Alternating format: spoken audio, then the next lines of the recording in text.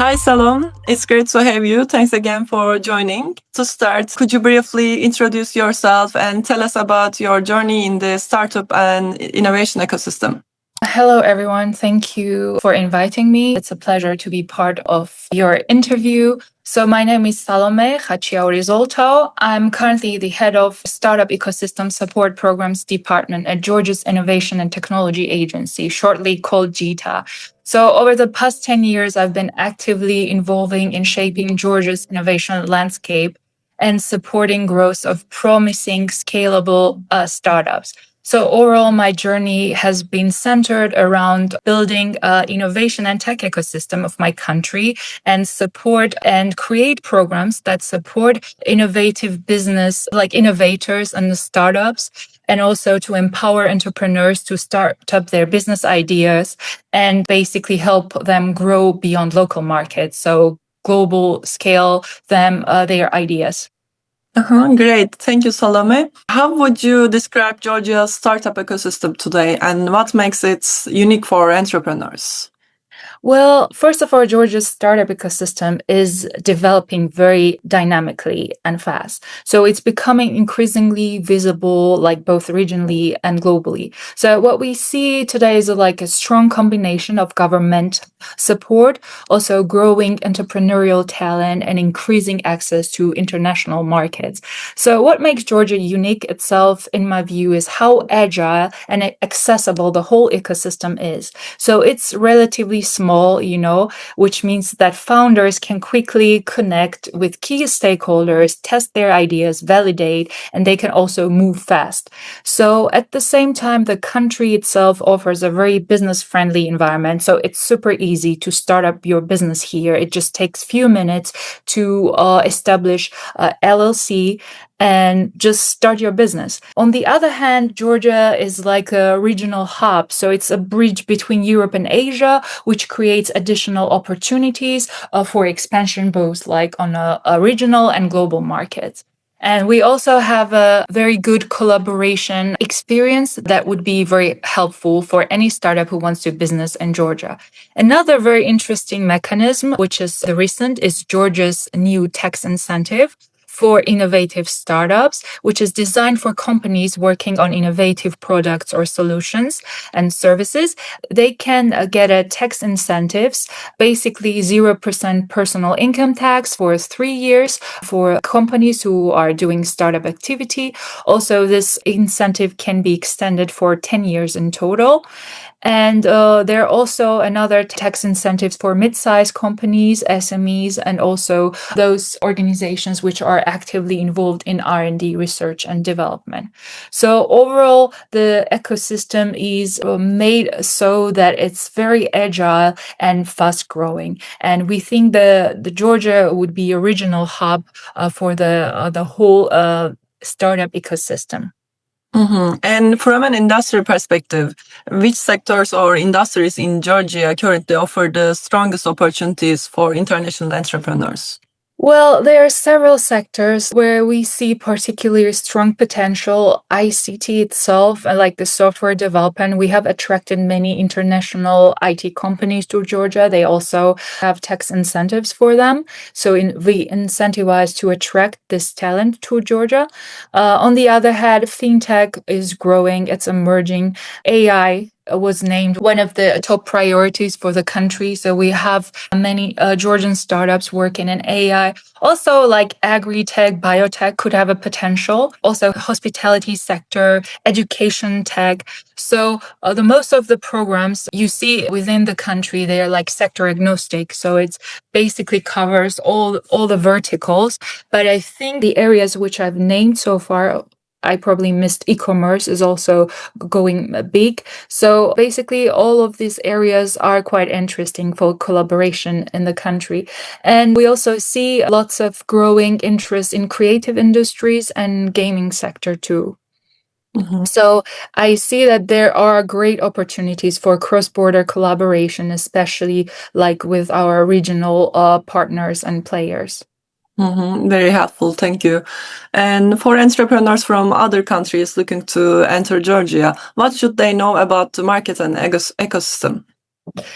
Well, I would say that Georgia is small but very open and fast-moving market, like which makes it ideal to like test your idea and like pilot it and validate your idea basically. And the business and regulatory environment framework itself is quite simple and easy to understand. And I think this is one of the biggest advantages. At the same time, it is important that we run programs which can attract any foreign company who wants to set their business here. Like we have brought four very well known international accelerators to Georgia. And this program is basically free of charge for anyone who wants to settle in Georgia and start their business here or move their, move their startup here. And on top of that, we incentivize them. We give them tax incentives. And so basically, Georgia can easily serve as a regional hub, offering access to the neighboring market and also for international markets. So as I've mentioned, the accelerators we brought here, they have access to all the mentors and international mentors with the drastic vast experience how to make the ideas solutions go global. So I think this is one of the biggest opportunity for any startup to know about Georgian market and ecosystem itself. And also like understanding the local context and adapting to the scale of the market is key. But overall, it's a very welcoming ecosystem for new players. And I think this is our biggest advantage. Sounds promising. Thank you. You mentioned a bit in the previous questions, but what kind of support programs or opportunities does Georgia's Innovation and Technology Agency offers to startups? Well, GITA for more than 10 years has been offering different sort of wide range of support mechanisms and programs for startups which are based in Georgia at the different stages of development. So this includes from the idea to the scale stage. So we had provided grant programs for early stage startup ideas, and we allowed them also to go global and scale up.